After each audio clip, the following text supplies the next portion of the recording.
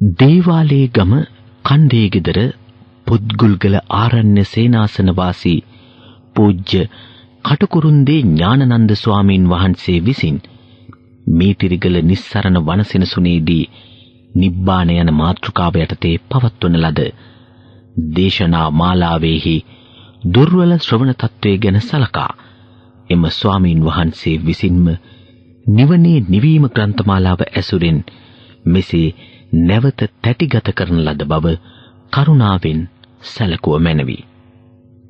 නමෝ තස්ස භගවතු අරහතෝ සම්මා සම්බුද්දස්ස නමෝ තස්ස භගවතු අරහතෝ සම්මා සම්බුද්දස්ස නමෝ තස්ස භගවතු අරහතෝ සම්මා සම්බුද්දස්ස ඒතං සන්තං ඒතං පනීතං යදිදං සබ්බ සංඛාර සමතෝ සබ්බූපදී පටිනිස්සග්ගෝ තණ්හක්ඛයෝ විරාගෝ නිරෝධෝ නිපානං. මේ ශාන්තය මේ ප්‍රණීතය එනම් සියලු සංස්කාරයන්ගේ සංසිඳීම සියලු උපදීන් අතහැර දැමීම තණ්හාව ක්ෂය කිරීම නැවැත්ම නම් වූ විරාගය නැවැත්ම නම් වූ නිරෝධය නිවීම නම් වූ නිබ්බානයි.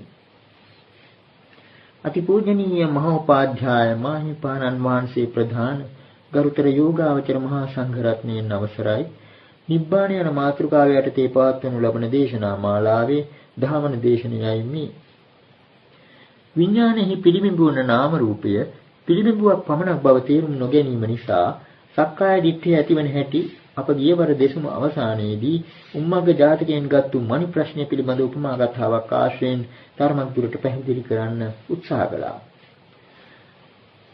පොකුණේ දියේ පෙනෙන මණිකක් අනුව පොකුණේ මණිකක් ඇත්ත වශයෙන්ම තියෙනවයි කියලා හිතාගෙන එක්තරා මඩිවරයෙක් පොකුණේ දියක් ඉවත් කරලා මඩක් ඉවත් කරලා වෙහෙසටපත් වුණ හැටි ඒ කතාවෙන් අපි සැකෙමින් සඳහන් කළා.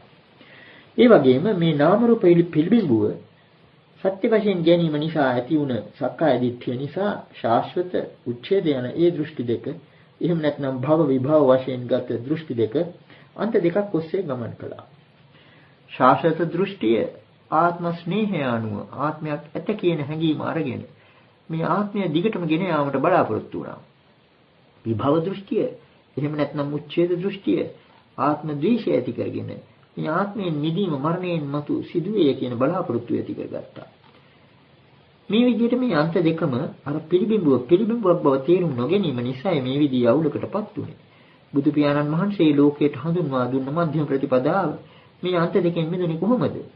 අර භව විභව දෘෂ්ටි දෙක වෙනුවට යථාභූත ඥාන දර්ශනයක් ඉදිරිපත් කිරීමයි. ඒ කියන්නේ අර නාම රූප පිළිබිඹුවක් පමණක් යන ඒ යථාභූත ඥාන දර්ශනය උන්වහන්සේ ලෝකයට හඳුන්වා දුන්නා.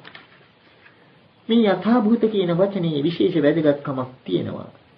භව විභව කියන වචන දෙකත් එක්ක සංසන්දනය බලනකොට භූත කියන වචනේ අමුත්තක් තියෙනවා. යථාභූත. මේ යථාභූත කියන වචනේ අර්ථය පැහැදිලි කර ගැනීමට අපට උපකාර වෙනවා. අපි පසුගිය දේශනාවේදී අන්තිමින් සඳහන් කළ එක්තරා ඉතිවුත්තක සූත්‍ර පාඨය. ඒක සවිස්තරව ගත්තොත් අපට මේ අදහස වඩා පැහැදිලි කර ගන්න පුළුවන්. භූත කියන වචනේ බුදු පියාණන් වහන්සේ ඉදිරියට ගත්තෙමක් නිසාද?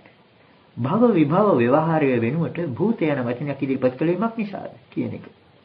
ඒ ඉතිවුත්තක සූත්‍රයේ මේ විදිහටයි සඳහන් වෙන්නේ.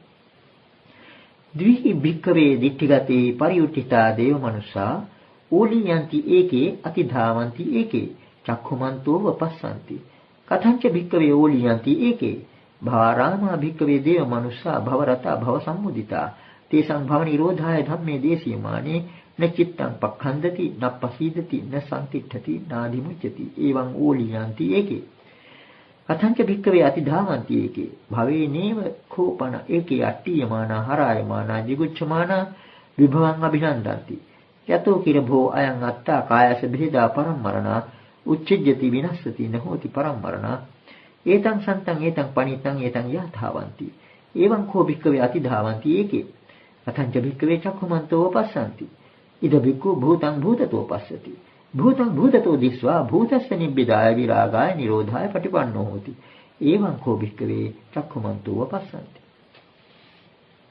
දැන් මෙතන කියවෙනවා අර භව විභව දෘෂ්ටි දෙකේ ඒ අන්ත දෙකත් බුදු පියාණන් වහන්සේ මේ භූත කියන වචනේ ආශ්‍රයෙන් ඉදිරිපත් කළ මධ්‍යම ප්‍රතිපදාව. ඊටාත්ම පැහැදිලිව ප්‍රකාශ වෙනවා. මේ සූත්‍රයේ අදහස අපි දැන් තේරුම් ගන්න බලමු. දී වික්‍රේ දිට්ඨිගතේ පරිඋත්ථිතා දේව මනුෂ්‍යා ඕලියන්ති ඒකේ අතිධාවන්ති ඒකේ. දෘෂ්ටි දෙකකින් මඩලන ලද සිත් ඇති දෙවි මිනිසුන්ගෙන් ඇතමෙක් පසුබසි. ඇතමෙක් ඉක්මවා දිවයා. චක්කුමන්තුව පස්සන්ති. ඇසැත්තෝ මේ දකි. කතංච වික්‍රේ ඕලියන්ති ඒකේ කෙසේද ඇතමෙක් පසුබසින්නේ?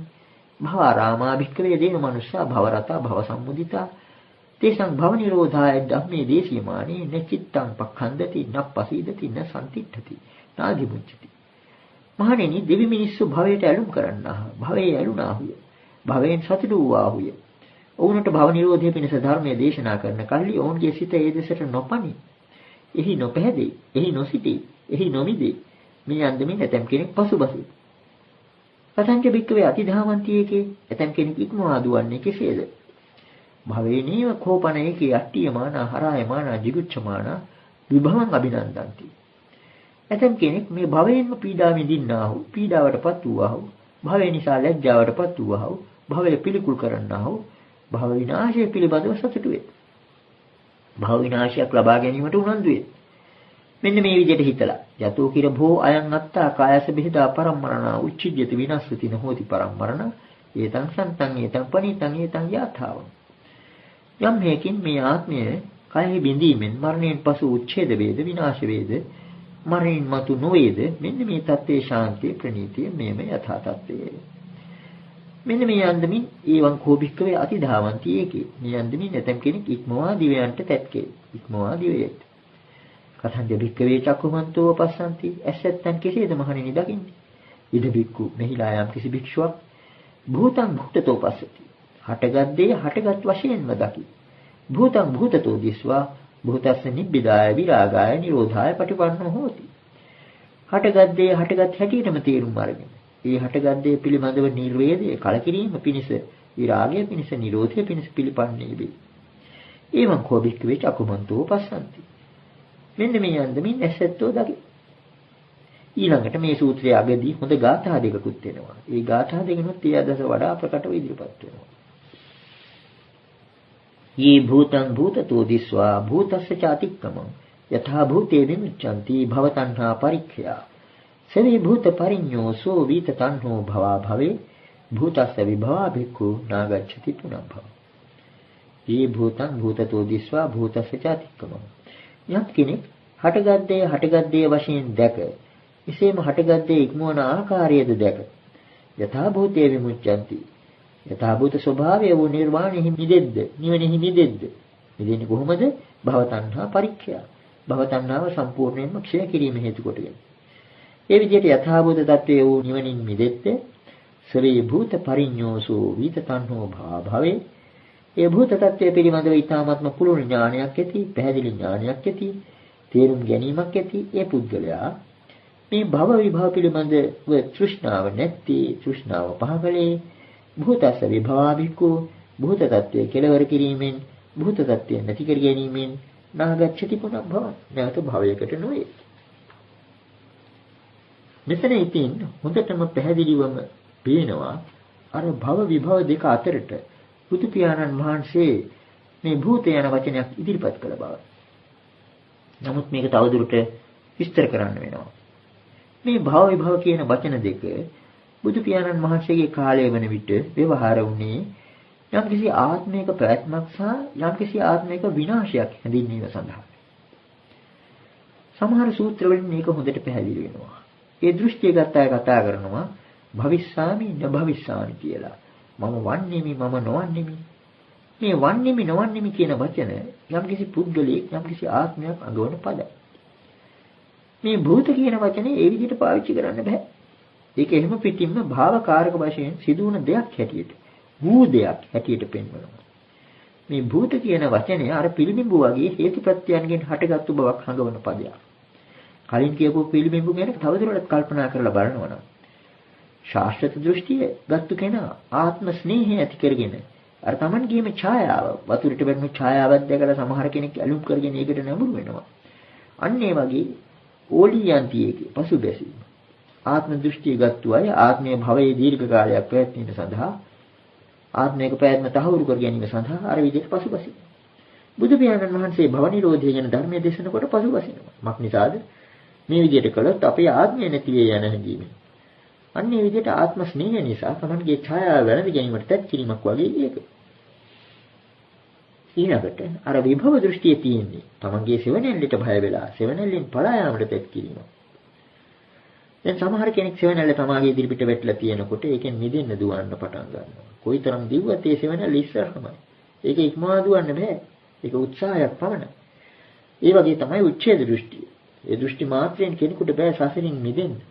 අවිද්‍යා තෘෂ්ණා ආදී ක්ලේශ ධර්ම තිබෙන තා මම මරෙන් මතු නැති වෙනවා කියලා හිතාගත්තු පළියට එයින් මිදෙන්නේ නැහැ. ඔන්න ඔය විදිහට අන්ත දෙකකට නැඹුරුන බවයි ඔතනින් පෙනෙන්නේ. ඔය අන්ත දෙක ඔස්සේ ගමන් කළා අර ශාස්ත්‍ර දෘෂ්ටියත් උච්ඡේද දෘෂ්ටියත්. නමුත් බුදු පියාණන් වහන්සේ මේ භූත කියන වචනය ඉදිරිපත් කිරීමෙන් කලේ මේ පංචස්කන්ධයේ හටගත්තු දෙයක් බව මේක හේතුප්‍රත්‍යයන් නිසා හටගත්තු දෙයක් බව දැක්වීමයි. ඉතිවුත්තකීම සඳහන් වෙනවා ජාතං භූතං සමුප්පන්නං කතං සංඛතමද්ධුවං කියලා. ජාතං භූතං සමුප්පන්න මේ පංච උපාදානස්කන්ධය ගැනයි කියවෙන්නේ. ජාතං උපන් භූතං හටගත් සමුප්පන්නං පැන නැගුණු ප්‍රතිච සමුප්පන්න කියන එකයි. හේතුප්‍රත්‍යයන්ගෙන් හටගත් කියන එකයි. කතං මේක කරන ලද දෙයක්. සංඛතං සකස් කරන ලද දෙයක්. කෘත්‍රිම ස්වභාවයක් මේන් හැඟෙන්නේ. ඒ වගේම අද්දුවම් මේක අස්තිර දෙයක්. අර සත් පදාර්ථයක් වගේ සදාකාලික දෙයක් නෙවෙයි කියන එකයි. පිළිඹුවක් පමණයි. එතකොට භූත කියන වචනේ තියෙනවා හේතුප්‍රත්‍යයන්ගෙන් හටගත් කියන ඒ අදහස. ඒක නිසා ඇත්ත වශයෙන් ආත්ම දෘෂ්ටිය ගත්තු අය භය වුණාට මොකද මේ නිවනින් කෙරෙන්නේ ඇත්ත වශයෙන්ම තිබෙන දෙයක් විනාශ කිරීමක් නෙවෙයි. මෙතන නිවනට භව නිරෝධ කියලා ඒ නමින් හැඳින්වුවාට මොකද බුදු පියාණන් වහන්සේගේ දර්ශනයට අනුව කෙනෙකුට තියෙන්නේ භව තෘෂ්ණාවක් පමණයි.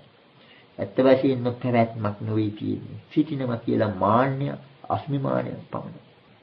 පැවැත්මක් පිළිබඳ එක්තරා මාන්නයක් පමණයි තියෙන්නේ. සත්‍ය වශයෙන් බලනකොට තියෙන්නේ තෘෂ්ණාව. ඒක නිසා තමයි තණ්හා පූර්ණ භවික. නිතරම ඉදිරියට නැඹුරුම භවනිත්‍ය වශයෙන් තිබෙන ඒ තෘෂ්ණාව නිසා, ඒ භව තෘෂ්ණාව නිසා ලෝක සත්වයා සංසාරේ දුවනවා. නමුත් එක් එක් අවස්ථාවක් අරගෙන බැලුවාම මේ හැම අවස්ථාවකම භූත tattya. හේතුප්‍රත්‍යයන් නිසා හටගත්තු දෙයක්. අර බූරුවෙක් සමහර විට වාහනයක් එදගෙන යනවා ඉදිරියෙන් කැරට්ටලයක් පෙන්වනකොට. අන්න ඒ වගේ දෙයක්. මේ භවය ඔස්සේ දුවන සත්‍යයා කරන ගන්න. අන්න ඒක නිසා මෙතන තිබෙන්නේ යම්කිසි සත්පදාර්ථයක් එහෙම නැත්නම් ආත්මයක් විනාශ කිරීමක් නෙවෙයි. ධර්මානුකූලව බලනකොට භව නිරෝධය කියලා කියන්නේ භවයක් හට ගැනීමට හේතු වන අවිද්‍යා තෘෂ්ණා ආදී ඉවත් කිරීමෙන් ඒ හේතුව නැති කිරීමෙන්ම භවය නැති කිරීම. දුක නැති කිරීම. අර උච්ඡේද දෘෂ්ටිගත අය බලාපොරොත්තු වෙන්නේ දෘෂ්ටි මාත්‍රයෙන්ම Taman නැති වෙයි කියලා. නමුත් එහෙම කෙරෙන්නේ නැහැ. මක් නිසාද? ඔවුන්ගේ ඇතුළත තිබෙන අවිද්‍යා තෘෂ්ණා උපාදාන නිසා මරණින් මතු සිටින්නේ නැහැ කියලා කොයි විදිහේ දෘෂ්ටියක් ගත්තත් ඇත්ත වශයෙන්ම අවිද්‍යාව තිබෙන තාක් තෘෂ්ණාව තිබෙන තාක් යම්කිසි ධර්ම පරම්පරාවක් අනුව පංච උපාදානස්කන්ධය උප්පජ්ජති දුක්ඛ මිදං පුනප්පුන මේ දුක් ගොඩ නැවත නැවත හට ගන්නවා. අන්න ඒ නිසා මෙතන තියෙන්නේ යථාභූත தත්ත්වය පිළිබඳ ගැඹුරු දර්ශනයක්. ඉවෙන්නක් උඩ ඉඳගෙන බුදු පියාණන් වහන්සේ මේ මධ්‍ය ප්‍රතිපදාව ඉදිරිපත් කළේ. අර විදිහට කාම සුඛල්ලිකාන යෝගයට අත්තිකිලමථාන යෝගයට නඹුරු නොවන අන්දමට මධ්‍යම ප්‍රතිපදාවක් පින්නුවේ යථාභූත ඥාන දර්ශනය මත ඉඳගෙන. ඊළඟට අපි බලමු දැන් මෙතන භවය පිළිබඳව. මේ භව විභව කියන වචන සිහිපත් වෙනකොට සමහර කෙනෙකුට හිතෙන්න පුළුවන් ලෝකී පැවැත්ම පිළිබඳව. සමහර කෙනෙක් කල්පනා කරනවා අත්ථි එහෙම නැත්නම් ඇත කියන වචනයය මේ ව්‍යාකරණයේ ප්‍රධාන වචනය කියලා. බොහෝ විට ඔය දෘෂ්ටිවාදීනුත් සියල්ල ඇත සියල්ල නැත සබ්බං අත්ථි සබ්බං අත්ථි ආදී වශයෙන් මේක දෘෂ්ටිවාදී ඉදිරිපත් කරගෙන බුදු පියාණන් වහන්සේගේ නේවාට යම්කිසි පිළිතුරක් බලාපොරොත්තු වෙනවා. නමුත් බුදු පියාණන් වහන්සේ පෙන්නවා ඇත නැත කියන ව්‍යවහාරයට වඩා ප්‍රාථමික ස්වરૂපය තමයි මූලික වචනය තමයි අස්මි කියන්නේ. අස්මිමාන කියලා කියන්නේ අපි ව්‍යාකරණයක් අරගෙන කල්පනා කරලා බලනකොට ව්‍යාකරණයේ ප්‍රධාන තැන ගත යුත්තේ මේ අස්මි කියන වචනයයි. අපි සමහර විට කල්පනා කරනවා ඇත කියන එකේ පළමුවන වචනය කියලා. අත්ති කියන එකයි කියලා. නමුත් අස්මි කියන එකයි මුල් වචනේ. ව්‍යාකරණයේ ආරම්භය. හරියට අර කූඤ්ඤය වගේ. ලෝකයේ මැනීමට උපකාර වන කූඤ්ඤය වගේ. මේ අස්මිමානයි. අස්මි කියන වචනේ ඇති වුණාට පස්සේ තමයි අනිත් දේවල් ඇති වෙන්නේ. දැන් නිදසුනක් වශයෙන් අපි කිව්වොත් යම් කිසි දෙයක් තිබෙනවා කියලා. ඊළඟට අහන ප්‍රශ්නේ. ඒක කොතැනද තියෙන්නේ කියලා. ඒක තියෙන්නේ කොතැනද? ඒක තියෙන්නේ එක්ක මෙතන, එහෙම නැත්නම් එතන, එහෙම නැත්නම් ඔතන. ඔය තුන් තැනින් එකක වෙන්න ඕන. එතකොට මෙතන නම් ඒක මෙතනක් වෙන්නේ කොහොමද? මා ඉන්න තැන. එතන වෙන්නේ ඔහු ඉන්න තැන. ඔතන වෙන්නේ ඔබ ඉන්න තැන. ඔන්න එතකොට අර පුරුෂ තුනේ නම. උත්තම පුරුෂ, ප්‍රථම පුරුෂ, මධ්‍යම පුරුෂ. සමහර ව්‍යාකරණවල ප්‍රථම පුරුෂය තමයි ඈත ඉන්නේ කියන්නේ. මම තමයි උත්තම පුරුෂයා. ඔබ තමයි මධ්‍යම පුරුෂයා. ව්‍යාකරණයේ සැකිල්ල උතනයි. ව්‍යාකරණයේ මූලික ව්‍යුහය, මූලික රටාව උතනයි තියෙන්නේ. එතකොට මම වෙමි, ඔබ වෙයි, ඔහු වෙයි. මේ විදිහට අස්මි කියන, එහෙම නැත්නම් මම කියන දෘෂ්ටි කෝණය අනුවයි යම් කිසි දෙයක පැවැත්ම පිළිබඳව කතා කරන්නේ. අර අත්‍යන්තී කියන ඒකාන්ත අස්තිත්වයක් හෝ ඒකාන්ත නාස්තිත්වයක් නැtei කියලා බුදු පියාණන් වහන්සේ දැක්වුවේ ඒවා අන්ත දෘෂ්ටි හැටියට දැක්වුවේ මෙන්න මේ නිසායි. මම එක්කේ වුණාට පස්සේ තමයි යම් කිසි දෙයක් තිබෙනවා කියලා එන්නේ. ඒ තිබෙන එක තිබෙන තැන එතන නම් ඒ මම නැති තැන. එහෙම නැත්නම් මට වඩා ඈත තැන. උතන නම් මා ඉදිරියේ ඉන්න ඔබ නම් මෙතන නම් මේක මාළඟ. මේ ඉන්න අපට පේනවා මේ අස්මිමානයේ මුළු මහත් ලෝකයේම මුළු මහත් ව්‍යාකරණයේම ආරම්භය වගේ මේ අස්මි කියන්නේ. අපි කලින් අවස්ථාවක ඉත්තභාව අඤ්ඤතාභාව කියන වචන දෙක ගැන කතා කරනකොට ওই විදිහේ දෙයක් කියන්න සිද්ධ වුණා. බුදු පියාණන් වහන්සේ තවත් විශේෂ කාරණයක් පෙන්වුම් කරනවා. මේ අස්මි කියන එක, මේ අස්මි කියන හැඟීම, අස්මිමානය අහේතු අප්‍රත්‍යව සිදුවන දෙයක් නෙවෙයි. ඒ කියන්නේ හේතුවක් ප්‍රත්‍යක් නැතිව ඇතිවන දෙයක් නෙවෙයි. එහෙම ඇති වෙන අස්මිමානයක් නම් මේක කවදාවත් නැති කරන්න බෑ. නමුත් යම් කිසි හේතු ප්‍රත්‍ය නිසායි මේ අස්මි කියන එක වෙන්නේ. ඒ හේතු ප්‍රත්‍ය නිසා තියෙන බව අගවන වචනයක් තිබෙනවා. උපාදාය කියන එක. දැන් අපි පංච උපාදානස්කන්ධ කියලා වචනයක් යොදනවා. සාමාන්‍යයෙන් අපි කියනවා උපාදානස්කන්ධ පහ කියලා. මේ උපාදාන කියන වචනේ බොහෝ විට පරිවර්තනය කරන්නේ දැඩිව අල්වා ගැනීම කියලා. මේ දැඩිව අල්වා ගැනීම කියලා පාවිච්චි වෙන නිසා සමහර කෙනෙක් අහනවා එහෙමනම් ටිකක් බුරුලෙන් අල්ලගත්තට වරදක් නැහැ නේද කියලා. එහෙමත් සමහර කෙනෙක් අහනවා. අන්නේ උපාදාන කියන වචනේ පරිවර්තනය ඒ තරම්ම හරිය කියලා කියන්නේ අමාරුයි. මෙතන උප කියලා කියන්නේ සමීපාර්ථය. ඒ බව පේනවා. දැන් සමහර තැන්වල තියෙනවා උපේති උපාදීයති කියලා. මේ වචන දෙක එකට සඳහන් වෙනවා. උපේති කියන්නේ උප යි කියන ධාතුවේ යාම කියන අදහස තියෙනවා. උපේති කියන්නේ ලං වෙනවා. උපාදීයති කියන්නේ ලං වෙලා අල්ලා ගන්නවා. මෙතන අල්වා ගැනීමක් පමණක් නෙවෙයි අල්වාගෙන ඉඳීම. එතකොට මේ මුළු මහත් පැවැත්ම තියෙන්නේ ධර්මානුකූලව කල්පනා කරනකොට අල්ලාගෙන ඉඳීමක් මතයි. එහෙම නැත්නම් අල්ලා ගැනීමක් මතයි. අහේතු අප්‍රත්‍යකව නොවේ. දැන් මේකෙදී අපිට මතක් කරගන්න පුළුවන් අපි අර කලින් දේශනාවේදී කඹයක් වරපටක් ඇඹරෙන ආකාරය ගැන කිසි උපමාවක් කළා. මේ එක් උපමාවක් අපිට නැවත නැවත මතක් කරගන්න වෙනවා. ධර්මයේ පිළිබඳ යම්කිසි ගැඹුරු අවබෝධයක් ලබා ගැනීමට. ඒ උපමාව අපි ඉදිරිපත් කළේ දැන් කෙටියෙන් කියතොත් දෙදෙනෙක් යම්කිසි කඹයක් හෝ වරපටක් අඹරන්න පටවල් ගණනාවක් දඟ ගන්නවා. හැබැයි දඟ ගහන්නේ දෙන්නම එක පැත්තට. එක දිශාවකටයි මේ දඟ ගහගෙන යන්නේ. එහෙම දඟ ගහනකොට කොයිතරම් කාලයක් දඟ ගැහුවත් ඒක දඟ වැටෙන්නේ නැහැ. එක පැත්තකින් වැටෙන දඟේ අනිත් පැත්තෙන් දිහෙන නිසා. නමුත් යම් කිසි කෙනෙක් මැදින් අල්ලගත්තොත් මොකද වෙන්නේ? මැදින් අල්ලාගෙන ඉන්නවා නම් අන්න කඹයක් වගේ දෙයක් ඇඹරෙනවා. ඔන්න භවයත් ওই විදිය දෙයක්. අර උපාදානය නිසායි අර අල්වාගෙන ඉඳීම නිසායි මේ කඹය ඇඹරෙන්නේ. වෙන පිටින් කෙනෙක් බලාගෙන ඉන්නකොට හිතෙනවා මේ තැනත්තා කඹයක් අල්ලාගෙන ඉන්නවයි කියලා. නමුත් සිදුවන්නේ මොකක්ද? අල්වාගෙන ඉඳීම නිසා කඹයක් වෙනි දෙයක් ඇති වෙනවා. එහෙම නැත්නම් මේකයි ලෝක ස්වභාවය. යම් කිංචි සමුදය ධම්මං සබ්බං සංනිරෝධ ධම්මං. යමක් හට ගන්නවා නම් ඒ සියල්ල නිරුද්ධ වෙනවා. හැම දඟලීමක්ම දඟලීමකින් කෙලවර වෙනවා. ස්වාභාවිකව. හැම දඟලීමක්ම දඟලීමකින් ඉබේම ඉවර වෙනවා.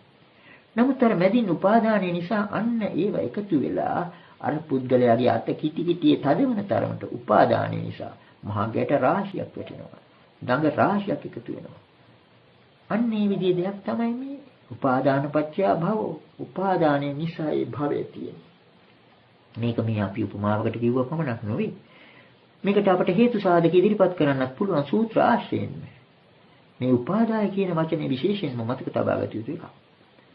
උපාදාන කියන්නේ අල්ලා ගැනීම පමණක් නෙවෙයි. දැඩිව අල්ලා ගැනීම කියන අදහසම නෙවෙයි. ඇත්ත වශයෙන්ම ලං වී අල්ලා ගැනීම. මේ අල්ලා ගැනීම නිසා එක්තරා විදිහක සම්බන්ධතාවක් ඇති වෙනවා. අපි ඒකට තමයි දාර්ශනික ව්‍යවහාර වශයෙන් සාපේක්ෂක කියන වචනේ යෙදුවේ. සාපේක්ෂතාව කියන එක. අපිට බොහෝ අවස්ථාවල යොදන්න සිද්ධ වුණා. සාපේක්ෂක කියන්නේ එකකට එකක් අතරේදී සම්බන්ධතාව. ඒක මේකට සාපේක්ෂකව පවතිනවා. අන්න එහෙම. එතන අර පුද්ගලයාගේ ග්‍රහණයට අල්වාගෙන සිටීමට සාපේක්ෂක වයි අර කඹේ තියෙන්නේ. ඒක උපාදාය කියන්නේ උපාදාන කියන වචනේ පූර්ව ක්‍රියා රූපය. මෙතන මේ සාපේක්ෂ කියන අදහස තියෙනවා. ඒක ඊටාත්ම පැහැදිලි වෙන වටිනා සූත්‍රයක් තියෙනවා. ඛණ්ඩ සංයුත්තේ. ඛණ්ඩ සංයුත්තේ තේර වර්ගයේ පුන්න මන්තානිපුත් ස්වාමීන් වහන්සේ ආනන්ද ස්වාමීන් වහන්සේට දේශනා කරන සූත්‍රයක් තියෙනවා. මෙන්න මේ විදිහටයි ඒකේ සඳහන් වෙන්නේ. උපාදාය ආවසෝ ආනන්ද අස්මීති හෝති නෝ අනුපාදාය. කිංච උපාදාය අස්මීති හෝති නෝ අනුපාදාය. රූපං උපාදාය අස්මීති හෝති නෝ අනුපාදාය. වේදනං උපාදාය අස්මීති හෝති නෝ අනුපාදාය. සංඥං උපාදාය අස්මීති හෝති නෝ අනුපාදාය. සංඛාරේ උපාදාය අස්මීති හෝති නෝ අනුපාදාය. විඥානං උපාදාය අස්මීති හෝති නෝ අනුපාදාය. උපාදාය ආවසෝ ආනන්ද අස්මීති හෝති නෝ අනුපාදාය. සේයථාපි ආවසෝ ආනන්ද ඉත්තිවා පුරිසෝවා දහරෝ යුවා මණ්ඩනක ජාතිකෝ ආදාසේවා පරිසුද්ධේ පරියෝදාතේ අච්චේවා උදිකපත්තේ සකං මුඛ නිමිත්තං පච්චවේක්ඛමානෝ උපාදාය පස්සෙයනෝ අනුපාදාය. එවමෙව කෝ ආවසෝ ආනන්ද උපාදායස්මීති හෝති නෝ අනුපාදාය. ආදි වශයෙන් මෙතන සූත්‍රයේ සඳහන් වෙන්නේ. දැන් අපි මේක පරිවර්තනය කරලා බලමු. ඊටම වටිනා සූත්‍රයක්. අපි මෙතෙක් කරන නොයෙකුත් උපමා වලින් දක්වපු කාරණා මේ සූත්‍රයෙන් පැහැදිලි වෙනවා. එලක් ඥානන්දය උපාදාය අස්මීති හොති. මේ උපාදාය කියන වචනේ පරිවර්තනය කිරීමත් ටිකක් අපහසුයි. ත්‍රිපිටක ග්‍රන්ථ පරිවර්තනයේදී ඒක වරදක් නැහැ. අනුපාදාය කියන එකට යොදලා තියෙන්නේ නොනිසා කියලා. බොහොම අමාරුයි ඒක ප්‍රකාශ කරන්න. ඒ කියන්නේ අර සාපේක්ෂතාවය ඇඟවීමයි. හේතුප්‍රත්‍යක් නිසා කියන එකයි ඒකේ අදහස. උපාදාය ආවසෝ අනන්ත අස්මීති හොති. අපි ඒක පරිවර්තනය කළොත් යම් කිසිවක් නිසා ඇවැත්නි ආනන්ද අස්මි යන අදහසක් වෙමි යන අදහසක් වෙයි. යම් කිසිවක් නිසා වෙමි යන අදහසක් වෙයි. නෝ අනුපාදාය නොනිසා නොවේ. ඒ කියන්නේ යම් කිසිවකට සාපේක්ෂතාවක් නැතිව නොවේ කියන එක. නොනිසා නොවේ. ඊළඟට කිංච උපාදාය අස්මීති හෝති නෝ අනුපාදාය. කුමක් නිසා අස්මි යන්නක් වේද කුමක් නොනිසාද? රූපං උපාදාය අස්මීති හෝති නෝ අනුපාදාය. පාළි වාක්‍ය ක්‍රමය අනුවයි දිගට යන්නේ. නමුත් අපි අදහස ගත්තොත් රූපය නිසා, රූපය අල්ලා ගැනීම නිසා, එතන සාපේක්ෂතාවයි කියන්නේ. රූපය අල්ලා ගැනීම නිසා, එහෙම නැත්නම් රූපය නිසා අස්මියන්නක් වෙයි. ඒ වගේම වේදනාව නිසා, සංඥාව නිසා, සංඛාර නිසා, විඥානය නිසා. මේ කියන පහෙන් කොයි එකක් හෝ අල්ලා ගැනීම නිසා අස්මියන අදහසක් වෙයි කියන එකයි මෙතන කියන්නේ. ඊළඟට දෙනවා හොඳ උපමාවක්. එවැනි ආනන්දය යම්සේ ඉත්තිවා පුරිසෝවා දහරෝ යුවා මණ්ඩනක ජාතිකෝ. හොඳට අලංකාර වී සිටීමට කැමති තරුණ ස්ත්‍රියක් හෝ පුරුෂයෙක් හෝ ආදාසේවා පරිසුද්ධේ පරියෝදාති. එක්කෝ හොඳට සේදු හොඳ පිරිසිදු කණ්ණාඩියක හෝ අච්චේවා උදකපත්ති. පැහැදිලි දිය බඳුනක හෝ සකං මුඛ නිමිත්තං පච්චවෙක්කමානෝ. තමාගේ මුහුණ බලන්නේ. උපාදාය පස්සෙයනෝ අනුපාදාය. අර උපාදාය කියන වචනේ අදහස පැහැදිලි කිරීමටයි මේ උපමාව වර්ගෙන තියෙන්නේ. උපාදාය පස්සෙයනෝ අනුපාදාය. එහෙම බැලීමේදී මේ පෙනීම ඇති වෙන්නේ යම් කිසිවක් නිසායි. නෝ අනුපාදාය. නොනිසා නොවේ. අන්නේ විදිහට උපමාව අරගෙන පුන්නමන්තානිපුත් ස්වාමීන් වහන්සේ පෙන්눔 කරනවා. ඒ විදිහටම රූපයක් අල්ලා ගැනීම නිසා, වේදනාවක් අල්ලා ගැනීම නිසා, සංඥාවක් අල්ලා ගැනීම නිසා, සංස්කාර අල්ලා ගැනීම නිසා, විඥානය අල්ලා ගැනීම නිසා අර විදිහට අස්මි කියන හැඟීමක් එනවා. කණ්ණාඩියක් දිහා බැලුවාම තමයි කෙනෙකුට එකපාරම තමා ගැන සීවෙන්නේ. සමහර අවස්ථාවල ඒකට ඇල්මක් ඇති වුණත් නොඇල්මක් ඇති වුණත් මේ මමයි කියන හැඟීමක් එනවා. අන්න එතකොට කණ්ණාඩියේ තියෙන මුඛ නිමිත්ත මුල් කරගෙන ඒක ලං කර ගැනීම නිසා අපට අර උපාදාය කියන වචනේ හොඳටම කිට්ටු කරගන්න පුළුවන් ලං වී අල්ලා ගැනීම කියන අදහසට. ඒක නිසා ඇති වෙන සම්බන්ධතාවක් නිසා අර හැඟීම ඇති වෙන්නේ. මෙවි කියන හැඟීමක් නොතිබුණා. කණ්ණාඩියක් ඉදිරියට ගිය හැටියේ එකපාරටම මතක් වෙනවා මේ ඉන්නේ මම නේද කියලා. ඔන්න ඔය අදහස. එතකොට පුන්නමන්තානුපුත ස්වාමීන් වහන්සේ ඒ සූත්‍රයෙන් දෙපත් කරනවා. මේ විදිහට බලනකොට මේ අස්මිමානිය ඇති වෙන්නේ අර උපාදානස්කන්ධය නිසා. උපාදාන කියන වචනයෙන් එක්තරා ක්‍රියාරූපයක්, పూర్ව ක්‍රියාරූපයක් තමයි උපාදාය කියන්නේ. ඒකේ තියෙනවා ඊට වඩා ගැඹුරු අර්ථයක්. ඒක සම්බන්ධතාවක් අඟවන පදයක්. නිකම්ම අල්ලාගෙන ඉන්නේ උපමනක් නෙවෙයි. අල්ලා ගැනීම නිසා අපිට ධර්මතාවක් බලපානවා. අර විදිහට ඒක පිළිඹු වෙන්න පටන් ගන්නවා. කණ්ණාඩිය වගේ. එහෙම නැත්නම් දිය බඳුනේ වගේ. පිළිඹු වීම නිසා අන්න මෝහණයක් ඇති වෙනවා. මේ ඉන්නේ මමයි කියලා හැඟීමක් ඇති වෙනවා. මේ ඉන්නේ මමයි කියලා ගත්තනම් මගේ දේකුත් තියෙන්න ඕනේ. ඉතින් මම වෙනමයි මගේ දේ වෙනමයි. ওই දෙක බෙදා ගන්න බැරිව තමයි ඊළඟට ලොකු ප්‍රශ්න ඇති වෙන්නේ. මම මොකක්ද මගේ දේ මොකක්ද? මේ මහ ගැටලුව විසඳ ගන්න බැරුව තමයි අර සක්කාය දිට්ඨිය 20 ආකාරයකට ගිහිල්ලා තියෙන්නේ. 20 ආකාර සක්කාය දිට්ඨිය හැදෙන හැටි රූපය පිළිබඳව ගත්තොත් රූපං අත්තතෝ සමනුපස්සිතී. රූපවන්තං වාත්තාන අත්තනිවා රූපං රූපස්මින් වාත්තාන. එක එකක් හතර ආකාරයකට බෙදලා යනවා. ඒ කියන්නේ රූපං අත්තතෝ සමනුපස්සිතී. අර දැකපු රූපය අපි හිතමු මූණ දැක්කා කියලා. මේක මගේ ආත්මය කියලා හිතා ගන්න. එහෙම නැත්නම් රූපවන්තං වාත්තාන. මම මේ රූපය සහිත කෙනෙක්. රූපවන්ත කෙනෙක් මම. එහෙමත් නැතිනම් අත්තනිවා රූපං. මගේ ආත්මය තුල මේ රූපය තියෙනවා. එහෙම නැත්නම් රූපස්මින් වාත්තාන. මේ රූපය තුල මා සිටිනවා. ඔන්න ඔය ආකාරයට 20 විදිහකට බෙදලා යනවා අර සක්කාය දිට්ඨිය. මේ ඔක්කොම සිද්ධ වෙන්නේ අන්න අර නාම රූප පිළිබිඹුවක් බව තේරුම් නොගැනීම නිසා. එතකොට මේ නාම රූපයේ පෙනෙන දේ අල්ලා ගැනීමේදී අහුවෙන්නේ ඔන්න ඔය පස් ආකාරයට. දැන් බොහොම දෙනෙකුට ලොකු ගැටලුවක් තියෙනවා මේ නාම රූපයත් මේ උපාදානස්කන්ධයත් කියන මේවා කිට්ටු කරගන්නේ කොහොමද කියලා. මේ සංකල්ප දෙක. දැන් මෙතන බලන පැත්තේ පේන්නේ නාම රූපයක්. ඊළඟට ඒව අල්ලගන්න ගියාම අහුවෙන්නේ මොකක්ද? රූප ගොඩක් අහුවෙනවා, වේදනා ගොඩකුත් අහුවෙනවා, සංඥා ගොඩක්, සංස්කාර ගොඩක් අහුවෙනවා, විඥාන ගොඩකුත් අහුවෙනවා. මේ විඥානයේ තිබෙන මායාකාර ස්වභාවය ඒකයි. විඥානයේ හරියට දෙබිඩි චරිතයක් රඟපාන කෙනෙක් වගේ. දෙබිඩි චරිතයක් එතන තියෙනවා. එතන අර පිළිමුවන ස්වභාවය නිසාම විඥානයේ පිළිමුවන ස්වභාවය නිසාම ඒ කණ්ණාඩියත් අල්ල ගන්නවා. අන්තිමට කණ්ණාඩියේ පේන රූපය පමණක් නෙවෙයි කණ්ණාඩියත් බදා ගන්නවා. උන් ඔය විදිහේ දෙයක් මෙතන තියෙනවා. විඥාන ගොඩක් අල්ල ගන්නවා. දැන් නාම රූපයත් විඥානයත් ගැන සෑහෙන විග්‍රහයක් මේ සූත්‍රය ආශ්‍රයෙන් කෙනෙකුට ඇති කර ගන්න පුළුවන්. තවදුරටත් මේ ගැන හිතනකොට කරුණු මතු කර ගන්න පුළුවන්. ඊළඟට අපි බලමු බුදු පියාණන් වහන්සේ මේ නාමයත් රූපයත් අතර ඇති අන්‍යෝන්‍ය සම්බන්ධතාවය විග්‍රහ කිරීමේදී ඉතාමත්ම වටිනා වචන දෙකක් ප්‍රයෝජනට ගත්තා. අදිවචන සම්පස්ස, පටිඝ සම්පස්ස කියලා.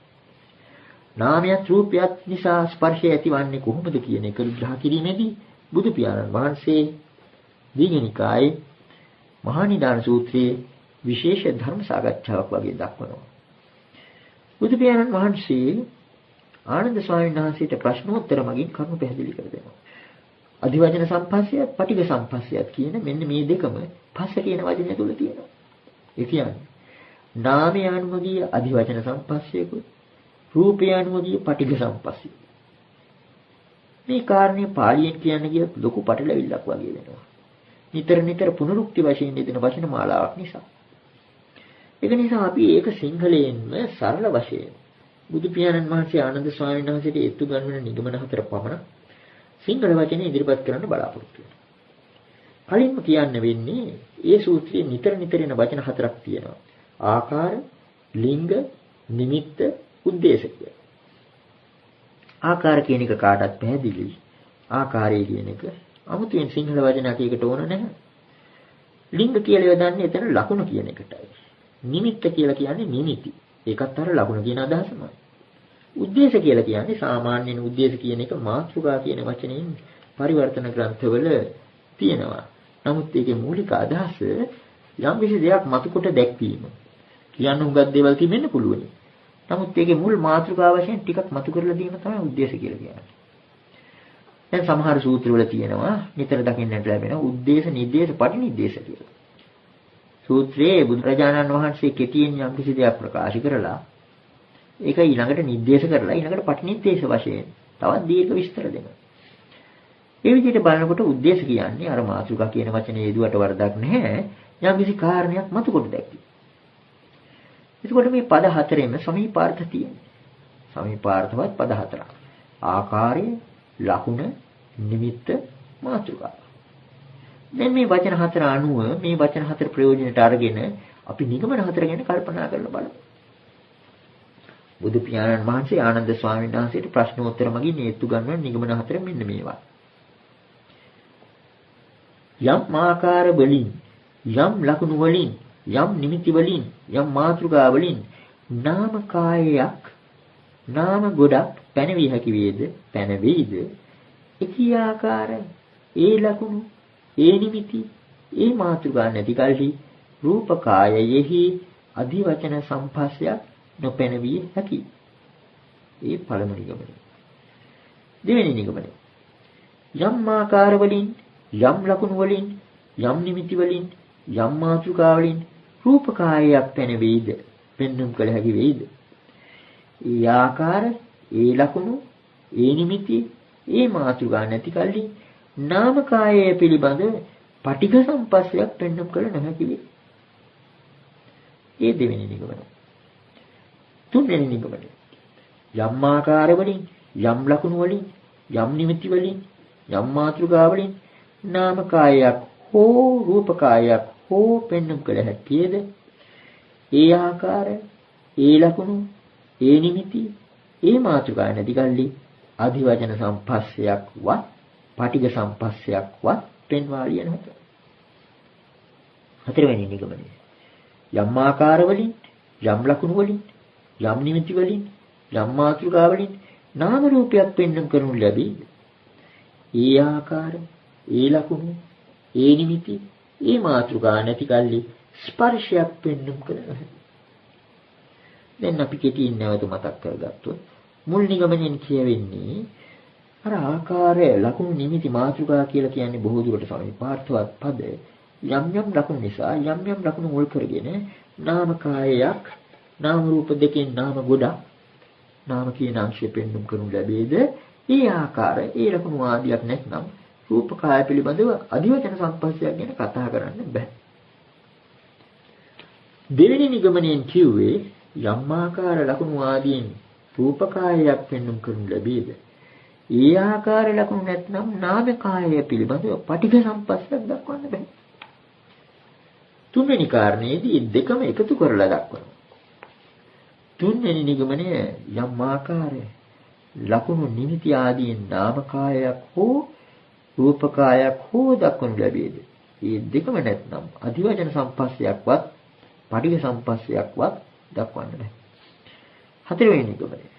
යම් ලකුණු, නිමිති ආදියකින් නාම රූපයක් දක්වනවා නම් ඒ ලකුණු, නිමිති ආදියක් නැත්නම් ස්පර්ශයකුත් දක්වන්න බෑ.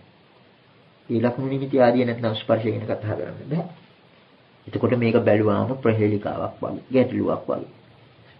නමුත් මෙතෙන්දී අපි පළමුවෙන්ම කල්පනා කර බැලිය යුතු තිබෙනවා නාම රූප දෙක ගැන.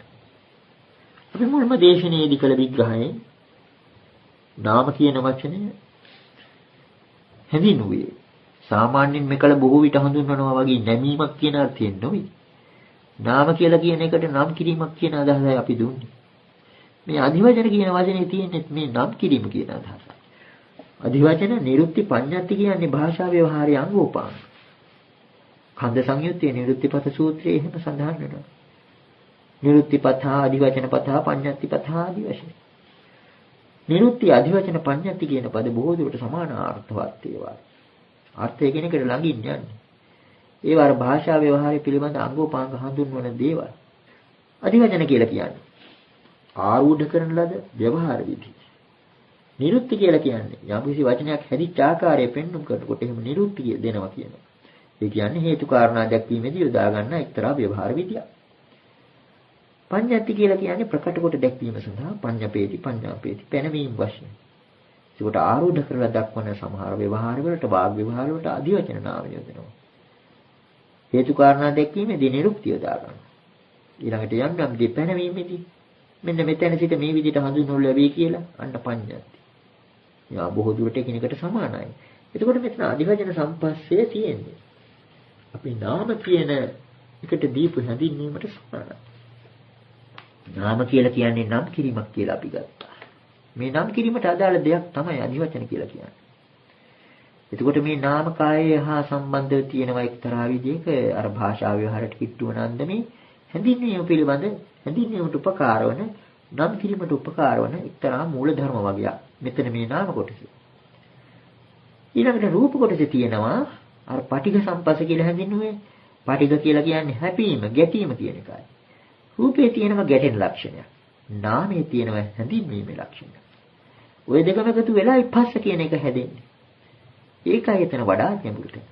අර ස්පර්ශය කියන ප්‍රඥප්තියට අර දෙපැත්තම ඕනේ කියන එකයි. බුදු පියාණන් වහන්සේ ප්‍රකාශ කරනවා. ඒ කියන්නේ වෙන විදිහකට කියනවනම් නාමයත් රූපයත් අතර අන්‍යෝන්‍ය සම්බන්ධතාව අවශ්‍ය දෙයක් හැටියටයි එතන දක්වන්නේ. මක් නිසාද? අර කලින් කියුණා නාමයක් පෙන්වම් කරන යම්කිසි ලකුණු නිමිති ආදියක් නැත්නම් රූපකාය පිළිබඳව අධිවචන සම්පස්සයක් ඇති වෙන්නේ. ඊළඟට රූපයක් පෙන්වම් කරන රූප කොටක් පෙන්වම් කිරීමට උපකාර කරගන්න ලකුණු ආදියක් නැත්නම් නාත්කාය පිළිබඳව පටිඝ සම්පස්සයක් පෙන්වම් කරන්න. මෙතන බැලුවාම එකකට එකක් පටහැනි දේවල් වගේ. නමුත් අන්‍යෝන්‍ය සම්බන්ධයක් මෙතන තියෙනවා. නාමකය පිළිබඳ අධිවචනයේ රූපයට උපකාර වෙනවා. රූපකය පිළිබඳව රූපකය කියනකොට එක පාඩම හිතට නැගෙන්නේ අර ගැටීම කියන එක. ඒ පටිඝය නාමකයටත් උපකාර වෙනවා. දැන් මෙතන මේ ගැඹුරු තැනක් නිසා එක්තරා විදිහක උපමාවකින් අපි මේක තේරුම් කරන්න බලමු. මුලින්ම මේ රූපකය පිළිබඳව. දැන් රූපකය පිළිබඳව අපි මෙතන ප්‍රකාශ කළා. අධිවචන සම්පස්සයක් ඇති වෙන්නේ නාමකයට අදාළ යම්කිසි අංගෝපාංග නිසායි කියලා. ඒක ඊටාත්ම පහසුවෙන් තේරුම් කරන්න පුළුවන්. රූපකයට අදාළ දේවල් වශයෙන් දක්වන්නේ මහා භූත ධර්ම. පඨවි, ආපෝ, තේජෝ, වායෝ. මේ පඨවි, ආපෝ, තේජෝ, වායෝ හඳුනාගන්නේ කොහොමද? මේක තදද බුරුල්ද කියලා බලනවා. ඊළඟට මේක සිසිල්ද උණුසුම්ද කියලා බලනවා. මේ හැම එකටම එතකොට අර වේදනා, සංඥා, චේතනා, පස්ස, මානසිකාර කියන ධර්ම උපකාර වෙනවා. මේ රූපයට අදාළ මහා භූත ධර්ම හඳුනා ගැනීමෙදී තර නාම ධර්ම උපකාර වෙනවා. අපිට පත්‍යයකට මේක කල්පනා කරලා බලමු. දැන් ඔය වඩුවන් මේසන් වරුන් එහෙම වැඩ කරන තැනක අපි හොඳට කන් දීගෙන අහගෙන හිටියොත් සමහර විට ඒ අය යොදන භාෂා ව්‍යවහාරය නොහුරු වගේ පේනවා. හරි අමුතු විදිහේ ව්‍යවහාරය යොදනවා. ඒ කියන්නේ තමන් භාවිතා කරන උපකරණ වලට තමන් කරන වැඩවලට උපකාර කරගන්න දේවල් වලට පණ තියෙන හැටියට සලකලා වුන් කතා කරන සමහර අවස්ථාවල ප්‍රාණත්වාරෝපණයක් කරනවා. දැන් ඔන්න උළුවස්සක දොරක් හයි කරනකොට සමහර විට කියන්න පුළුවන් මේ ඒ දොර බර වැඩි නම් මෙහෙම මේ දොරට ගායක් තියෙනවා කියලා. දොරට නොවේ ගාය බඩුවටයි තියෙන්නේ. නමුත් ඒක බඩුව දොරට බාර කරනවා. මේ හිට්පිට නැති දොරට ගායක් තියෙනවා. එහෙමත් නැත්නම් කියන්න පුළුවන් දොරේ හේතුව හොඳයි. දොර කොහෙවත් ගිහලා හේතු වෙන්නේ නැහැ. නමුත් මේ හේතුව ගාය ආදී වචන අර තනිකර රූප ධර්ම වලට ආරෝපණය කිරීමක් තිබෙනවා. උන්වය ආරෝපණය කරන ගතිය අර අධිවචන වචනේ තිබෙනවා. අපි කලින්ම කීවා අධිවචන ගැන කියනකොට ආරූඪ කරන කියලා. රූಢි වශයෙන්, රූල්හි වශයෙන් ආරූඪ කරනවා. නාම ධර්මයෙන් ණයටගත්තු නාම කොටසින් ණයටගත්තු යම් යම් ලකුණු උපකාර කරගෙනයි එතකොට රූප ධර්ම වල දොරේ හේතුවක්, දොරේ ගායක් ගැන එහෙම කතා කරනවා. අපි ඒ ගැනම තව ටිකක් හිතනවා නම් දොරපළු දෙකක ඒ ලෑලි දෙකකට එකක් හේතු වෙනවා කියලා අපි කියනවා. මේ හේතුව වෙන්නේ කොහොමද? බැලුවාම ඊළඟට ප්‍රශ්නය අහන්න පුළුවන්. වම් පැත්තේකද දකුණු පැත්තේකට හේතු වෙන්නේ? දකුණු පැත්තේකද වම් පැත්තේකට හේතු වෙන්නේ කියලා. මෙතන එහෙම පිටින්ම තියෙන්නේ අර නාම ධර්මයන් පිළිබඳ. ඒ කියන්නේ හිත පිළිබඳ කාරණා. යම් තැනකට අවධානය යොමු වෙනවා නම් මෙතනදී අපට ආයෙත් මතක් කරගන්න පුළුවන් කිං මූලක සූත්‍රය. සමිධි සූත්‍රය ආදීදී අපි ප්‍රකාශ කළා යමක් දෙයක් වන්නේ කොහොමද කියන්නේ. ඒ කාරණේ. බුදු පියාණන් වහන්සේගේ මනෝ පුබ්බංගමා ධම්මා කියන ධර්ම නියාමතාව අනුව ඡන්ද මූලකාවසෝ සබ්බේ ධම්මා මනසිකාර සම්භව පස්ස සමුදය ආදී වශයෙන් එක්තරා සූත්‍රයක සඳහන් වන බව ප්‍රකාශ කරනවා. මේ වඩු වගේ ඡන්දේ යම්කිසි තැනකට ගියාද, මානසිකාරයේ යම්කිසි තැනකට ගියාද, අන්නේ මානසිකාරයට තමයි හම්බ වුනේ අර දොරයි උළුස්සයි වෙන් කරගත්තා. එහෙම නැත්නම් දොරේම ලෑලි දෙක වෙන් කරගෙන එකකට තව එකක් හේතු වෙනවා කියලා ව්‍යවහාරයක් පාවිච්චි කරනවා. දොරට ගායක් ගැන කතා කරනවා. මේ ඔක්කොම අන්නාර ඡන්ද මානසිකාර පස්ස ආදී නාම පැත්තට ගැනේ ධර්මයන් මුල් කරගෙන. මෙතෙන් ප්‍රතිත්‍ය සමුත්පාදයේ පිළිබඳ එක්තරා ගැඹුරු ධර්මතාවක් පෙනෙනවා. බාහිර සිත් පිට නැති දේවල් පිළිබඳව පමණක් නෙවෙයි. මේ ජීව ශක්තිය ඇති අපේ ශරීරය ගැන කල්පනා කරලා බලන්න. දැන් මා ස්පර්ශ කරන්නේ මොකක්ද කියලා අහුවාම. සාමාන්‍යයෙන් අපි ස්පර්ශ ගැන කල්පනා කරනකොට පළමුවෙන්ම අත ගෑම ගැන හිතන්නේ. ඒ කියන්නේ අතයි. ඉතින් මම ස්පර්ශ කරන්නේ අල්ලාගෙන ඉන්නේ වටාපතේ කියලා කියන්න පුළුවන්. ස්පර්ශ වීමේ වඩා ඕලාරික අවස්ථාව තමයි අල්ලාගැනීම. අල්ලා ගැනීමට පාවිච්චි කරන්නේ අත්ල ගන්නවා. අත්ල තමයි ප්‍රධාන වශයෙන් අපි යමක් අල්ලගන්න පාවිච්චි කරන්නේ. ඒක නිසා මොකක්ද අල්ලගෙන ඉන්නේ මොකක්ද ස්පර්ශ කරන්නේ කියලා අහුවාම එකපාරටම මේ වටාත් අල්ලාගෙන ඉන්නවා කියලා කියන්න පුළුවන්. නමුත් මේක අතෑරියාම කෙනෙකුට සැකහිතෙන්න පුළුවන් ආයෙත් ඇහුවොත් මම මොකක්ද ස්පර්ශ කරන්නේ කියලා. ඒක සමහර විට බාහිර කෙනෙකුට හිතා ගන්නවත් බැහැ. මොකක්ද ස්පර්ශ කරන්නේ කියලා. ඒක තමන්ගේ මානසිකාරය යම් තැනකට යොමු වෙනවා නම් ඒ අනුවයි. මේ සිවුර ශරීරය ස්පර්ශ කරනවා කියන හැඟීම එන්න පුළුවන්. අන්න එතකොට කලින් මේ සිවුරයි මා එකයි කියලා හිතාගත්තා. ඊළඟට සිවුර වෙනමයි මා වෙනමයි. ශරීරය වෙනමයි. අන්න එතෙන්දි වෙන්නේ අර විඥානය. විඥානය කියලා කියන්නේ මෙතන මේ ඉන්ද්‍රිය ඥානය පිළිබඳ එක්තරා අවස්ථාවක්. දැන් ඉදිරිපිට තිබෙන මේ දේවල් වලට මගේ ඇස් යොමු වෙලා තිබුණා. අවධානය යොමු වන තාක් චක්කු විඥානය හටගන්නේ නැහැ. මේ ඇසයි මේ රූපයයි කියලා වෙන් කරලා දැක්වීම තමයි මේ විඥානය කියන්නේ. වෙන් කර දැක්වීම. ඒ වෙන් කර දැක්වීමෙන් පස්සේ තමයි අනිත් ඔක්කොම පටන් ගන්න. ඊළඟට අර දෙකක් හැටියට වෙන් කරගත්තු දෙකක් ඒ වෙන් කර දැක්වීමත් කියන කාරණා තුන එකතු වුණාම තමයි චක්කුංච පටිච්ච රූපේ චොප්පජේ චක්කු විඥාන තින්නම් සංගති පස්සෝ ආදී වශයෙන් අන්න ස්පර්ශයක් ඇති වෙනවා. අර දොර ආදී දේවල් පිළිබඳවත් ඒ වගේ. එතකොට මෙතන අර නාම ධර්මයන්ගේ සිත පිළිබඳ මනසිකාර ඡන්ත පස්ස ආදී සංකල්ප මුල් කරගෙනයි මේ ද්‍රව්‍ය ධර්ම සිත් පිට නැති දේවල් පිළිබඳ හෝ අපි රූಢි වශයෙන් ආරූඪ වශයෙන් හැපීමක් ගැන ඝට්ටනයක් ගැන කතා කරනවා. සම්පස්සේ කියලා කියන්නේ. එකට හැපීම. මේකට හැපීමක් ගැන කතා කරන්න පුළුවන් වෙන්නේ අන්න අර නාම ධර්මනුත් උපකාර කරගෙන. නාම ධර්මයනුත් උපකාර කරගෙන. ඊළඟට දැන් අපි බලමු පටිඝ සම්පස්සයක් වෙන්නේ කොහොමද? දැන් මෙතන කියන විදිහට අර රූප ධර්මයන්ගේ පිහිටෙන් නාම ධර්මයන් පිළිබඳ පටිඝ සම්පස්සයක් ඇති වෙන්නේ කොහොමද? දැන් නාම ධර්මයන් පිළිබඳව අපි සමහර විට හිතට අදහසක් ගැටුණා කියලා කියනවා. ව්‍යවහාර කරනවා. ස්පර්ශයේ ඊටමත් ප්‍රකට අවස්ථාව තමයි ද්‍රව්‍ය පිළිබඳව අපට දකින්න ලැබෙන දේ. ඒ කියන්නේ යම් කිසි දෙයක් තවත් දෙයක ගැටීම කියන අදහස. ස්පර්ශයේ පටිඝාශයෙන් හැඟෙන්නේ. අන්නේ නිසාම තමයි ඊටමත්ම සැකෙමින් මේ කාරණේ පෙන්වු කරතොත් ධාතු විභංග සූත්‍රයේ සංයුත්ත නිකායේ පසමූලක සූත්‍රයේ බුදු පියාණන් වහන්සේ උපමාවක් යොදනවා. දින්න කට්ඨාන සංකට්ඨන සමෝදාන කියන ඒ විදිහට කෝට් කෑලි දෙකක් එකට ගැටි ස්පර්ශයට නිදසුනක් හැටියට දක්වනවා.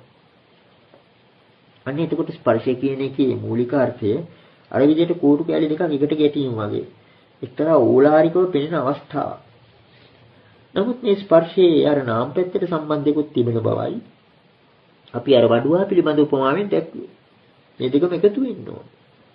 මේ පටිඝ සම්පස්සයත් අධිවචන සම්පස්සයත් එකතු වුණාට පස්සේ තමයි අර නාම රූපච්ඡය පස්සෝ නාම රූපේ නිසා ස්පර්ශය ඇති වෙන්නේ. ඔන්න ඔය විදිහට එතකොට මෙතන මේ නාමයත් රූපයත් අතර ස්පර්ශය කියන සංකල්පය එහෙම පිටින්ම නාමය ඇසුරු කරගත්තු අධිවචන පක්ෂයත් රූපය ඇසුරු කරගත්තු ඒ ගැටීම පිළිබඳ සංකල්පයත් ඒ දෙකම එකතු වෙලා තමයි මේ ස්පර්ශය ඇති වෙන්නේ. මේකෙදිම අපිට තවත් මතක් කරගන්න පුළුවන් කාරණයක් තියෙනවා. මේ රූපය කියන එක මේ රූප කියන වචනේ බෞද්ධ නිකායවල නොයෙකුත් ආකාරයට විග්‍රහ කරන්න ඉදිලා තියෙනවා. බුදු පියාණන් වහන්සේ රූපය හැඳින්වුවේ කොහොමද? දැන් රූප කියලා කියනකොට නොයෙකුත් අර්ථ එන්න පුළුවන්. ඇසට පෙනෙන රූපය වෙන්න පුළුවන්. එහෙම නැත්නම් ද්‍රව්‍ය හැටියට අපි සලකන ද්‍රව්‍ය ලෝකයේ භෞතික වශයෙන් සලකන රූපය වෙන්න පුළුවන්.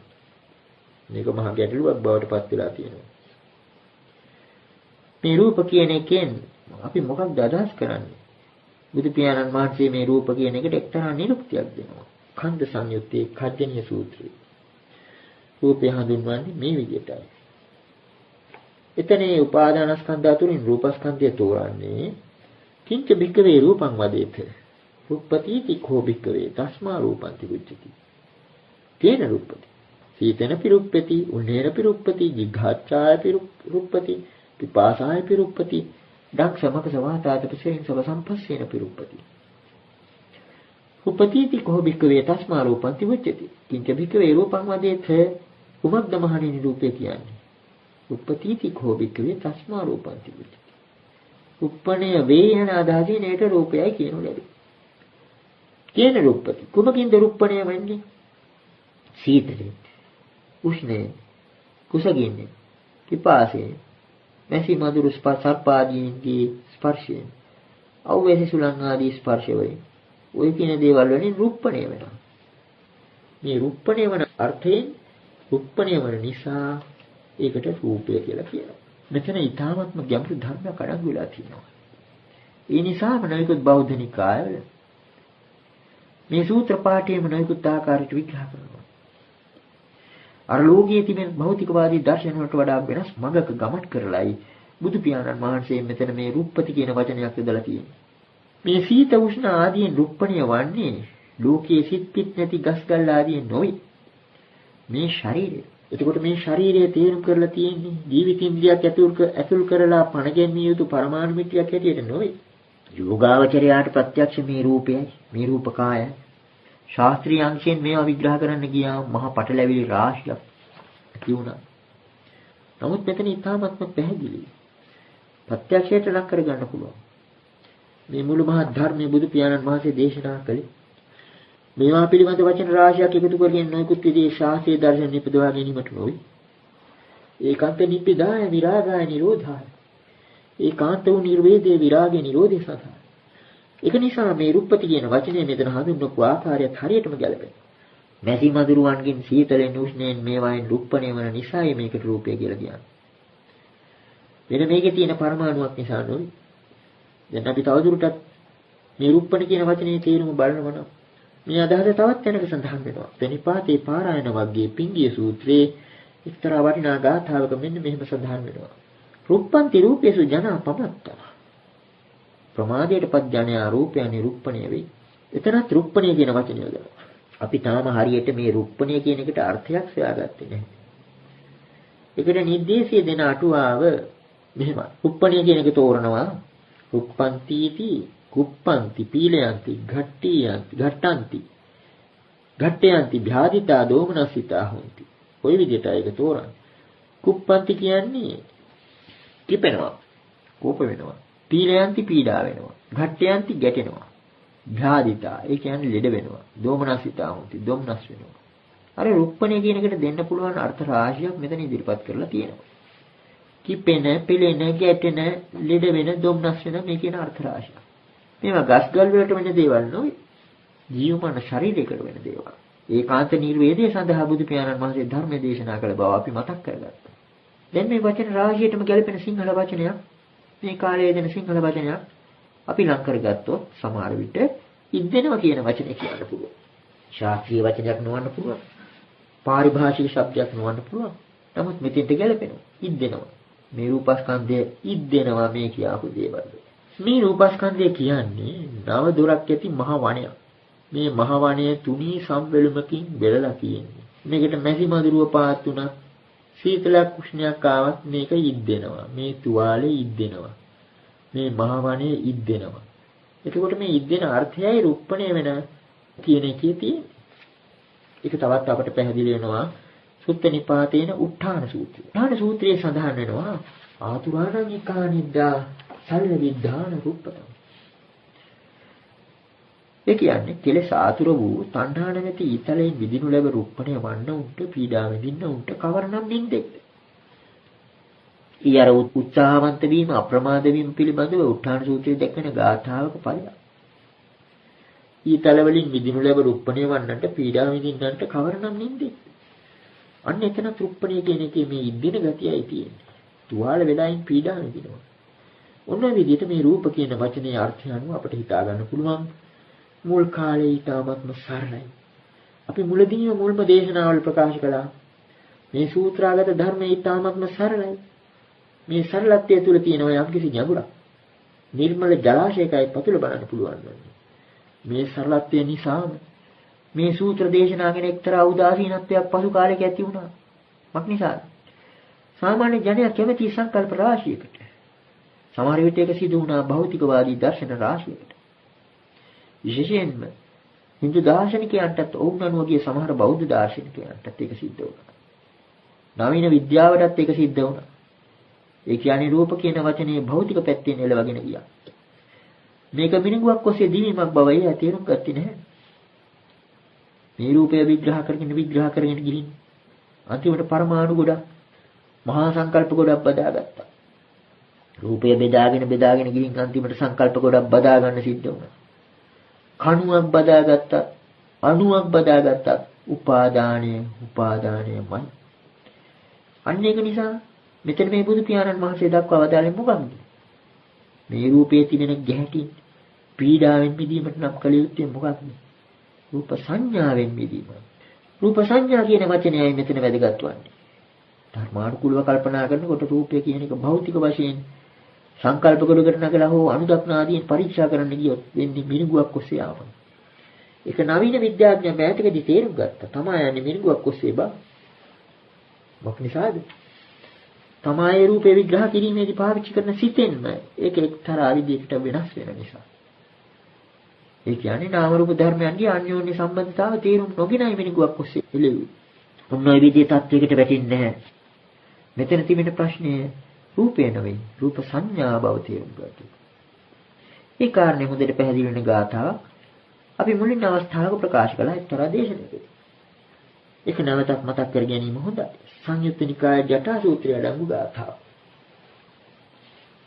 යත්ථ නාමංච රූපංච අසේසං උපරුජ්ජති පටිඝං රූප සංඥාච එක්ඛසා චිජ්ජතේ ජට. යම් තැනක නාමයක් රූපයක් පටිඝයක් රූප සංඥාවක් සම්පූර්ණයෙන්ම ප්‍රෝධිනේ වෙයිද? එතන මේ මුළු මහත් සංසාර ගැටලුව අන්තෝ ජටා බහජට ආවුල විසඳෙනු ලැබේ. මුළු මහත් ධර්මයේ මෙතන තියෙනවා. යම් තැනක නාමයක් රූපයක් පටිඝයක් රූප සංඥාවක් පටිඝ කිව්වේ ද්වේෂය නොවේ. මෙතෙන්දි පාවිච්චි කළේ ගැටීම කියන අර්ථයෙන්. ඊළඟට රූප සංඥා පටිඝයක් රූප සංඥාවක් කියන මෙන්න මේවා සම්පූර්ණයෙන්ම උපරෝධනය කරනු ලැබේද? ඒ කොතැනද කියන එකත් අරණි අනිදස්සන විඥානය කියන සඳහන් කළ දේශනාවලදී පැහැදිලි වෙන්නේ නැති. ඒ අනිදස්සන විඥානය එහෙම නැත්නම් නිර්මාණ தත්ත්වය අන්න එතන තමයි මුළු මහත් අන්තෝ ජටා බහි ජටා විසඳෙන්නේ. අපි දිගටම පටිච්චසමුප්පාදයට අදාළ කාරණා ප්‍රකාශ කරනකොට පැහැදිලි වෙන්නේ නැති. එක පැත්තකින් බලනකොට නාම රූපයයි විඥානයයි අතර අන්‍යෝන්‍ය සම්බන්ධතාවය. අනිත් පැත්තෙන් බලනකොට නාමයයි රූපයයි අතර මහා පටලැවිල්ලක් අන්‍යෝන්‍ය සම්බන්ධතාවය. එතන තියෙන්නේ අන්තෝ ජටා බහි ජටාව. එතකොට මුළු මහත් පටිච්චසමුප්පාදේ හරියට අර මහා ජලාශයක දියසුලියක කේන්ද්‍ර ස්ථානීය වගේ මෙන්න මෙතනයි. නාමයක් රූපයක් ඊළඟට නාම රූපයක් විඥානයක් කියන මෙන්න මෙතනයි මුළු මහත් පටිච්චසමුප්පාද ධර්මයේ ගැඹුරුම තැන. ඒකට මේ රූප සංඥාව ගැන අපි තව ටිකක් කල්පනා කරලා බලනවනම් බුදු පියාණන් වහන්සේ දැක්වූ හැටියට රූප සංඥාවෙන් සිත මුදා ගැනීමයි කෙනෙකුගේ පරමාර්ථය විය යුත්තේ. මේ රූප සංඥාවේ තියෙන්නේ කොහොමද? අර ගැටීම නිසා. හැපීම නිසා රූප සංඥාවක් තියෙන්නේ. දැන් අර මැසිමදුරු ආදී නැවිල්ල පාත් වුණාම තමයි අර රූප සංඥාව ඇති වෙන්නේ. වෙන එකක් තබා අපි කලින් සඳහන් කළා. පඨවි ආපෝ තේජෝ වායෝ ධාතු පිළිබඳ තද බව මුලක් බව ආදී තේරුම් ගන්න අතින් අල්ලලා. අපි මේ මනුෂ්‍ය ශාරීරිය මිනුමක් හැටියට යොදාගෙන එක්තරා විදිහක මිනුම් සමූහයක් කරගන්නවා. ඒ සතර මහා භූතයන් පිළිබඳව. මහා භූතයන්ගේ හොල්මන් අපට කවදාවත් සම්පූර්ණයෙන් අවබෝධ කරගන්න බෑ. නමුත් අපේ ජීවිතයට ගැලපෙන ආකාරයට මනුෂ්‍ය ශරීරයෙන් මහා භූත ධර්ම තේරුම් ගන්න උත්සාහ කරනවා. ඒ සතුන් තමන්ගේ ස්පර්ශයේ ඒ මහා භූත ධර්ම ආශ්‍රයෙන් සකස් කර ගන්නවා. එතකොට මෙතන එහෙම පිටිම තියෙන රූප සංඥාව. මේ රූප සංඥාවෙන් හිත මුදා ගැනීමයි එතකොට පරමාර්ථය. අර පටිඝයත් රූප සංඥාවත් ඒකම නාමයක් රූපයක් මේ වයින් හිත මුදාගත්තොත් අන්න ඒ අවස්ථාවේදී තමයි අන්තෝජටිත බහිජටිත මේ සංසාර ගැටලුවෙන් මිදෙන්න පුළුවන් වෙන්නේ. ඒකම අපි තව කාරණයක් කල්පනා කරලා බැලුවොත් ලෝකයේ භව විභව කියන දෘෂ්ටි දෙක. ඒ කියන්නේ ලෝකයේ ඒකාන්ත අස්තිත්වයක් හෝ ඒකාන්ත නාස්තිත්වයක් පිළිබඳ ඒ දර්ශන බොහොම දාර්ශනිකයන්ගේ හිතවලට මහ ගැටලුවක් වෙච්ච දේවල්. අපි ගන්නොත් සඳහන් කළා සත් අසත් කියලා. මේ මුළු මහත් ලෝකෙම ඇති උනේ සත් කියන සදාකාලික පදාර්ථයකින්. එහෙම නැත්නම් අසත් කියලා දෙයක් තිබිලා ඊළඟට සත් කියලා දෙයක් ඇති වුණාද? ওই විදිහේ මහ ගැටලු රාශියක් ඇති වුණා. මේ ඔක්කොම ඇතිවීමට හේතුවක් මෙන්න මේ රූප ධර්මයන් පිළිබඳ එක්තරා වැරදි වැටහීමක්. ඒක අපට හැඟෙනවා කලහයවාද සූත්‍රයේ එක්තරා ගාථා පාඨයක. රූපේසු දිස්වා විභවං භවංච විනිච්ඡයං කුරුතේ ජන්තු ලෝකේ. රූපේ පිළිබඳ ඇතිවීමත් නැතිවීමත් දැකලා මිනිස්සු ලෝකේ එක්තරා විනිශ්චයකට පැමිණෙනවා. මොකක්ද මේ විනිශ්චය? ඒකාන්ත ප්‍රත්‍යක් සහ ඒකාන්ත විනාශයක් තියෙනවා කියලා. කෙනෙක් තීරණය කරන්නේ අපිට ඇසට පෙනෙන මේ රූප අනුව. මේ ඉදිරි පිට තිබෙන යන්ත්‍රය දැන් තියෙනවා කියලා අපි ඒකාන්ත වශයෙන් ගන්නවා. මේක හේතුප්‍රත්‍යයන් සලකන්නේ නැතිව. ඊළඟට මේක විනාශ වුණු දවසට අන්න තිබුණා දැන් නැහැ. ඔන්න ඔය විදිහට ඒකාන්ත දෘෂ්ටියක් ඇති වෙන්නේ මේ රූපය පිළිබඳ වැරදි අවබෝධයක් නිසා බව බුදු විඥානන් වහන්සේ ප්‍රකාශ කරලා තියෙනවා. එතකොට මෙතන ගැටලුව තිබෙන්නේ රූප සංඥාව. ලෝකයාගත රූප සංඥාව පිළිබඳ එක්තරා මිත්‍යාවක් නිසා. ලෝකයාන්තගාමී දෘෂ්ටි දෙකකට නැඹුරු වෙලා තියෙනවා. ඒකාන්ත අස්තිත්වයක්, ඒකාන්ත නාස්තිත්වයක්. භව විභව කියලා ওই විදිහට අන්ත දෙකකටපත් වෙලා තිබෙනවා. අපි මේ දෙක ප්‍රකාශ කළේ විශේෂයෙන්ම නාම රූප දෙකේ අන්‍යෝන්‍ය සම්බන්ධතාවත් ඊට අනුව. ඒක විඥානයේ පිළිබඳ ඡායාවක් සෙවණැල්ලක් පවණක් බවත් වැටහි යන විදිහේ එක්තරා ධර්ම විවරණයක්. ශ්‍රද්ධාවන්ත පින්වතුනි, මෙම දෙසුම් පෙළ නොමිලයේ පින්වතුන් අතරටපත් කිරීම අපගේ මූලික බලාපොරොත්තුවයි. පින්වතුනි, මෙම දෙසුම් පෙළට සවන් දීමෙන් පසු නොමිලයේ වැඩි පිරිසකට ශ්‍රවණය කිරීමට අවස්ථාව සලසා දීමෙන් ධර්ම දානමය කුසල් රැස් කර ගන්නා මෙන් ශාසනාලයෙන් ඉල්ලා සිටිමු. ඔබ සැමට තෙරුවන් සරණයි.